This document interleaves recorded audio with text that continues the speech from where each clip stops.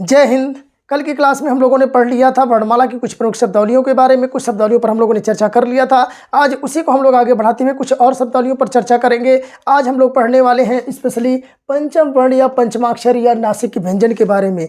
पंचम वर्ण या पंचमाक्षर या नासिक व्यंजन अगर कोई पूछे तो आप क्या बताएंगे? आप बताएंगे कि पंचम वर्ण या पंचमाक्षर या नासिक व्यंजन में कुल 5 वर्ण होते हैं और यह सभी वर्ण क्या करते हैं? ये लेखन की परंपरा को दर्शाते हैं या लेखन की परंपरा को दर्शाते हैं या बताते हैं या व्यक्त करते हैं। जैसे इसके अंतर्गत कौन कौन से 5 व्यंजन आते हैं तो आप बताएंगे यह अंगा, इया, अड़ा, न और म। यही 5 जो व्यंजन हैं, 5 जो ये अक्षर हैं, 5 जो वर्ण हैं, इसी को ही हम लोग पंचम वर्ण या पंचमाक्षर या नासिक व्यंजन कहते हैं। कौन कौन इसके अंतर्गत आता है तो आप बताएंगे अंगा, इया, अड़ा, न और म। ये सभी के सभी क्या हैं भाई? ये सभी के सभी नासिक व्यंजन या ये सभी के सभी क्या कहलाते हैं? पंचमाक्षर या पंचम वर्ण कहलाते हैं। ठीक है, ये सभी के सभी क्या कहलाते हैं? पंचम वर्ण, पंचमाक्षर या नासिक व्यंजन कहलाते हैं। अब एक खास बात आपको बता दें, बहुत ध्यान से समझिएगा। अगर थोड़ा भी आप स्किप करेंगे तो चीज़ें समझ नहीं पाएंगे। बहुत सावधानी से इस चीज़ को समझिएगा। पंचम वर्ण होता क्या है, इसका यूज कैसे होता है, कैसे हम हिंदी भाषा को लिखने में एक सशक्त मजबूत शब्दावली को और सही तरीके से लिखने में इस चीज़ का हम लोग प्रयोग करते हैं। आइए इसको समझते हैं हम लोग। यह क्या होता है? जो ये पंचम वर्ण होते हैं, इस वर्ग के जितने भी अक्षर हैं, ठीक है, इस वर्ग के जितने भी अक्षर हैं, यह जो अंगा है ना, इन सभी का पंचम वर्ण होता है। जैसे आपसे पूछा जाए कि क का पंचम वर्ण क्या होगा तो आप बताएंगे अंगा। ख का पंचम अक्षर क्या होगा? अंगा। ग का पंचम अक्षर क्या होगा? अंगा। घ का पंचम अक्षर क्या होगा? अंगा। और अंगा का भी पंचम अक्षर क्या होगा? अंगा। यानी स्वयं का भी पंचम अक्षर क्या होगा? अंगा ही होगा।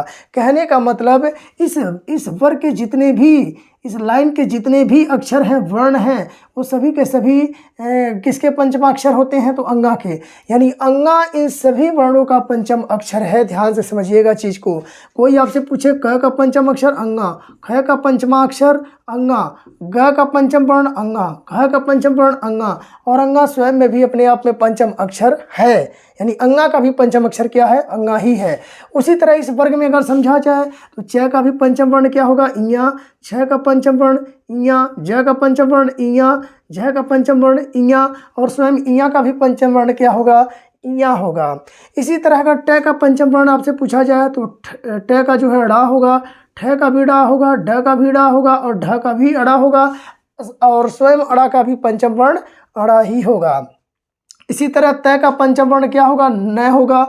थ का पंचम वर्ण क्या होगा? न होगा। तय का पंचम वर्ण क्या होगा? न होगा। और ध का पंचम वर्ण क्या होगा? न होगा। और स्वयं न का भी पंचम वर्ण क्या होगा? न ही होगा। यानी इस वर्ग के जितने भी अक्षर हैं, सबका पंचम वर्ण कौन है? न है। इसी तरह प का भी अगर देखा जाए तो पंचम वर्ण मैं होगा, फ का मैं होगा, ब का मैं होगा, भ का भी मैं होगा, और स्वयं मैं का भी पंचम वर्ण मैं ही होता है। तो इस तरह पंचम वर्ण या पंचमाक्षर या नासिक व्यंजन का मतलब ये हुआ कि इस वर्ग के, इस लाइन के जितने भी वर्ण हैं, जितने भी अक्षर हैं, सभी का पंचम वर्ण जो आखिरी वाला, ये जो 5वें नंबर पे है, देखिए इसका नंबरिंग किया जाए तो ये पहले नंबर पे है, दूसरे नंबर पे है, तीसरे या चौथे और या 5वें नंबर पे। यानी ये 5वें लाइन के सभी हैं। यहाँ देखिए पहला, दूसरा, तीसरा, चौथा और ये 5वां। यानी 5वें लाइन के नीचे ये आप जो देख रहे हैं ना, ये 5वें नीचे, 5 के नीचे यह 5वां अक्षर है। यह इस वर्ग का 5वां अक्षर है, इसलिए इसे हम लोग पंचमाक्षर कहते हैं। इसे हम लोग पंचम वर्ण कहते हैं क्योंकि यह पहला, दूसरा, तीसरा, चौथा, 5वें नंबर पे है। पहला, दूसरा, तीसरा, चौथा, 5वां। पहला, दूसरा, तीसरा, चौथा, 5वां। यानी 5वें लाइन का ये सभी का सभी वर्ण है, इसीलिए इसे हम लोग क्या कहते हैं भाई? पंचमाक्षर या पंचम वर्ण, या इसी को नासिक व्यंजन कहते हैं। नासिक व्यंजन क्यों कहते हैं तो आप बताएंगे क्योंकि जब इसका उच्चारण करते हैं तो नाक से इसका उच्चारण होता है।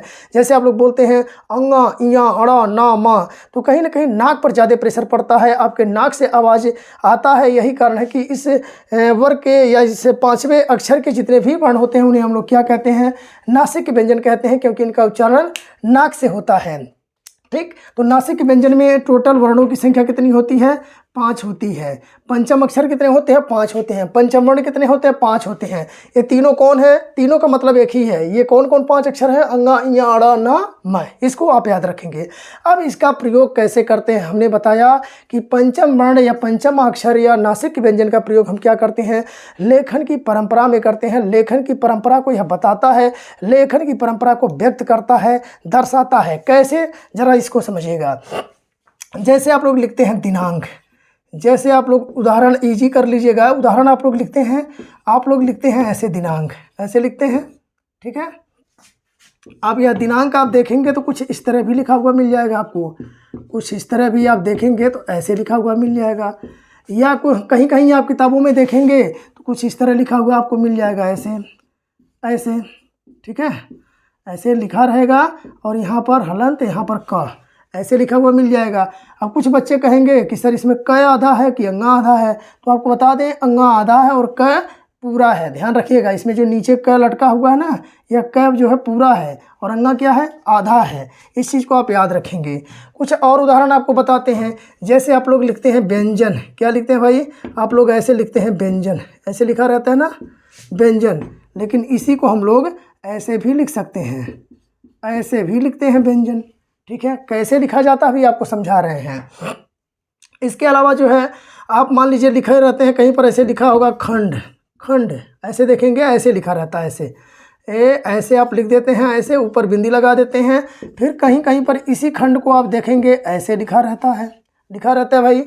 इसी तरह मान लीजिए आप लोग लिखते हैं पंप, ऐसे रहता है, ऐसे, ठीक, और इसको आप देखेंगे तो ऐसे भी लिखा रहता है। इसी तरह मान लीजिए आप लिखते हैं संधि, क्या लिखते हैं भाई? संधि, ऐसे लिखा रहता है, लेकिन अगर देखेंगे किताबों में तो कहीं कहीं पर ऐसे भी लिखा रहता है। तो क्यों ऐसा लिखा जाता है? ये जो मैंने इधर वाला लिखा, यह इससे ऐसे कैसे बन गया, मतलब यह कैसे लिखा गया, इसी को आपको समझना है। अभी देखिए हमने क्या बताया कि ये सभी के सभी क्या होते हैं? पंचम अक्षर होते हैं। मतलब ये यहाँ जितना भी आप वर्ण देख रहे हैं, यह अंगा क्या है? इसका पंचम अक्षर है, यानी 5वां वर्ण है। अब बात को समझिएगा। यहाँ पर देखिए, जैसे हमने लिखा दिनांक, जहाँ पर भी चांद बिंदु आप देखेंगे, जहाँ पर चांद बिंदु दिखेंगे या केवल आप बिंदु देखेंगे या चांद बिंदु देखेंगे, उसके बगल वाला अक्षर आपको ध्यान से देखना है। बात को समझिएगा। जहाँ भी आप चांद बिंदु देखेंगे तो चांद बिंदु के जस्ट बगल वाला वर्ण, अब यहाँ पर जैसे दिनांक लिखा गया है तो इसके बगल में क्या है भाई? क वर्ण है, क लिखा हुआ है, इसके बगल में क्या है? क। तो क का पंचम अक्षर यानी क का 5वां वर्ण क्या होता है? तो आप बताएंगे क का 5वां वर्ण क्या होता है? अंगा होता है। तो देखिए हमने यहाँ पर क्या लिख दिया? दिनांक, और यहाँ पर हमने क्या लिख दिया? अंगा लिख दिया। और ध्यान रखेंगे, जब भी आप पंचम अक्षर लिखते हैं तो हमेशा आधा होता है, आधा होता है मतलब इसके नीचे हमने हलंत लगा दिया।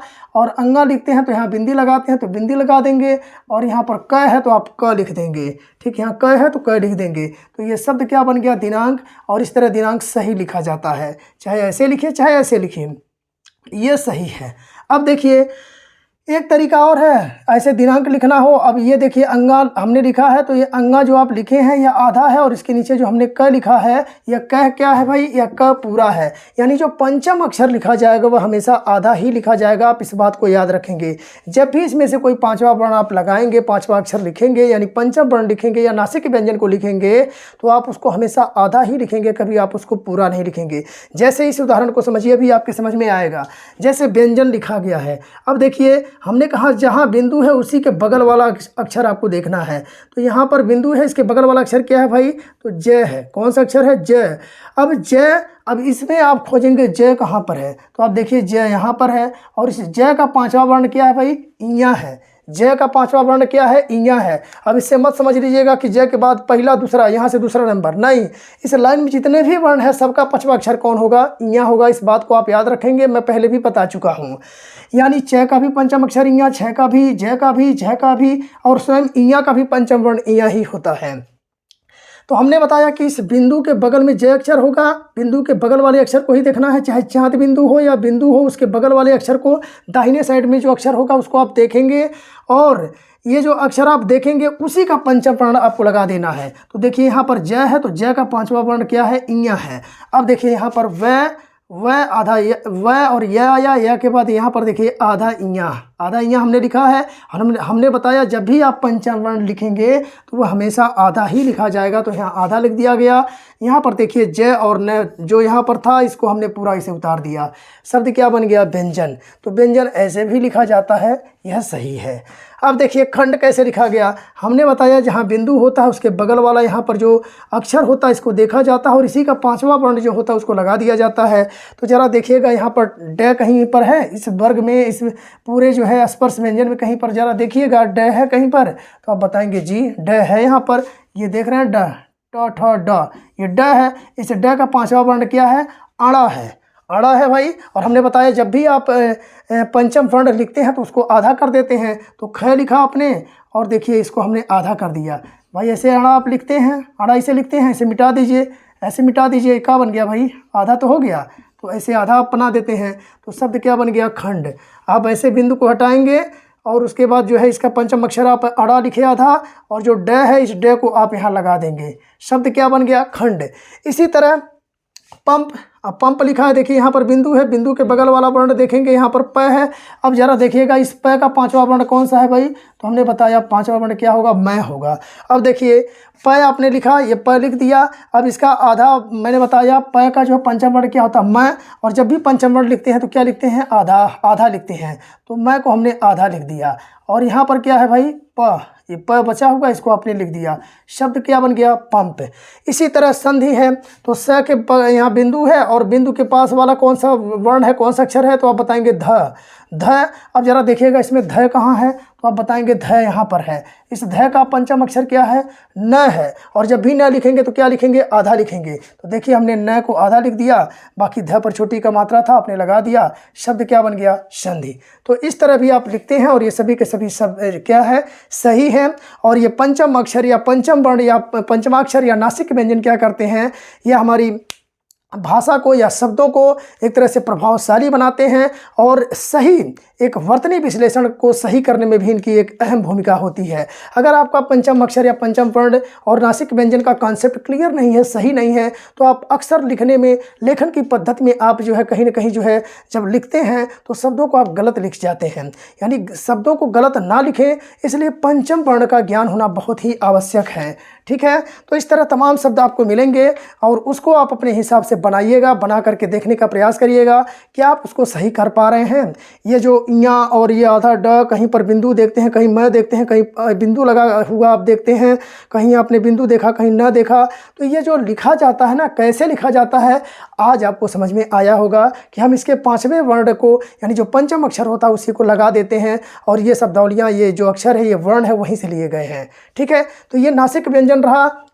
अब इसको ज़रा कुछ और उदाहरण से एक हम समझा देते हैं ताकि आपका कॉन्सेप्ट एकदम क्लियर हो जाए। जैसे मान लीजिए आपने लिखा, कुछ और उदाहरण आपको समझा दे ताकि एकदम क्लियर हो। जैसे आप कहीं देखते होंगे संवाद ऐसे लिखा रहता है, ऐसे लिखा रहता है संवाद। कहीं ऐसे देखेंगे लिखा रहता है संसद, क्या लिखा रहता है? संसद। आप ऐसे देखेंगे लिखा रहता है हंस, क्या लिखा रहता है? हंस। आप देखेंगे ऐसे लिखा रहेगा अंश, लिखा रहता है भाई। अब जरा समझिएगा, अब देखिए यहाँ संवाद में बिंदु है, यहाँ संसद पे स पर बिंदु है, यहाँ है पर बिंदु है भाई, और यहाँ अ पर बिंदु है। ठीक, और हमने कहा जहाँ बिंदु होता है उसी के बगल वाला अक्षर देखते हैं, तो बगल में क्या है भाई? वह है, वह है। अब जरा देखिए क्या इसमें कहीं वह दिखाई दे रहा है? अब यहाँ पर तो वह है ही नहीं, प फ प म या र ल व, इसके नीचे आएगा वह, और इसी में से ही आपको यही पांच क्या है, यही पांच लाइन क्या है भाई? यही सब पंचम वर्ण कहलाते हैं। अब वह तो है ही नहीं, अब जब इसका कोई पंचम वर्ण है ही नहीं, किसका?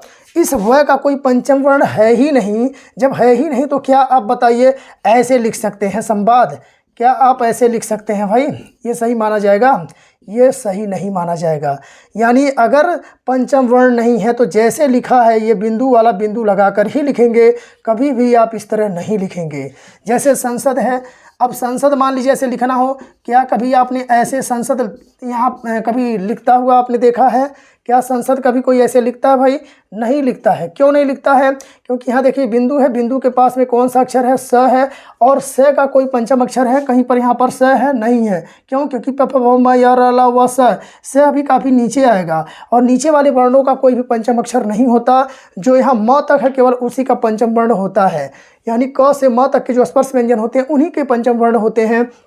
इसके बाद जो अक्षर बचते हैं, वर्ण बचते हैं, उनका कोई भी पंचम वर्ण नहीं होता है। यही कारण है कि जब भी संसद लिखा जाता है तो संसद ऐसे ही लिखा जाता है, यानी संसद अगर लिखना है कभी भी तो आप ऐसे ही संसद लिखेंगे, कभी भी संसद आप ऐसे नहीं लिखेंगे। अगर ऐसे लिखते हैं तो यह गलत माना जाएगा। इसी तरह हंस लिखा है। अब हंस, क्या कोई ऐसे हंस लिखता है भाई? अगर लिखता है तो ये गलत है, ठीक है। क्यों? क्योंकि है के पास में कौन सा अक्षर है? स, और हमने बताया कि स का कोई भी पंचम अक्षर या पांचवा वर्ण या पंचम अक्षर या नासिक व्यंजन नहीं होता है। और जब नहीं होगा तो आप क्या करेंगे? ये बिंदु लगा करके ही लिखेंगे, यानी हंस को हमेशा ऐसे ही लिखा जाएगा। अगर आपने ऐसे लिख दिया तो ये वाला क्या होगा? गलत होगा, और ये वाला सही होगा आपका, ठीक है। इसी तरह अंश, अंश लिखा आपने। अब देखिए अ है, ठीक, इसके बगल में बिंदी है और यहाँ बड़ा स है। क्या इसमें से स कहीं पर है? अभी तो आगे आएगा, प फ म य र ल व स नीचे आएगा। तो स का पंचम वर्ण नहीं है, पांचवा अक्षर नहीं है। जब नहीं है तो इसको आप कभी ऐसे लिख ही नहीं सकते। अगर ऐसे लिखेंगे तो यह क्या होगा? गलत हो जाएगा, और ये वाला सही है। यानी अंश को कभी भी आप ऐसे आप जो है ऐसे नहीं लिख सकते हैं, यानी अंश को आप ऐसे नहीं लिख सकते हैं। अगर ऐसे लिखेंगे तो ये गलत होगा और ये सही होगा। यानी जब भी आप लिखेंगे तो इसके ऊपर क्या लगाएंगे? बिंदु लगाएंगे। क्यों लगाएंगे? जब पंचम अक्षर पंचम वर्ण नहीं मिलेगा तो ऐसे शब्दों को लिखने के लिए हम क्या करते हैं? बिंदु का प्रयोग करते हैं, और बिंदु लगा करके ही शब्दों को लिखते हैं, वही शब्द सही माने जाते हैं। अगर आपने बिंदु हटा करके उसके जगह पर अनावश्यक आपने पंचम वर्ण अपने आप से बनाने का प्रयास किया तो वह शब्द गलत माने जाएंगे। केवल इसके बीच में ही जो अक्षर आते हैं उन्हीं को ही आप क्या करेंगे? उसी का पंचम वर्ण होता है, और उसी का ही पंचम वर्ण लिखेंगे तभी वह सही माना जाएगा। जैसे हमने ऊपर बताया, दिनांक, व्यंजन, खंड, पंप, संधि, इस सब का जो है पंचम वर्ण है, इसलिए आपने यहाँ पर ना, म और आधाड़ा, इया और अंगा, ये जो भी आपने जोड़ दिया यहाँ पंचम वर्ण होने की वजह से ही हम लोगों ने जोड़ दिया, ठीक है। तो आशा करते हैं यह पंचम वर्ण या नासिक व्यंजन या पंचमाक्षर आपकी समझ में बहुत ही अच्छे से आया होगा। तो आज के लिए बस इतना ही, बाकी मिलते हैं कल की क्लास में। तब तक के लिए आप सभी को शुभ रात्रि, जय हिंद, वंदे मातरम।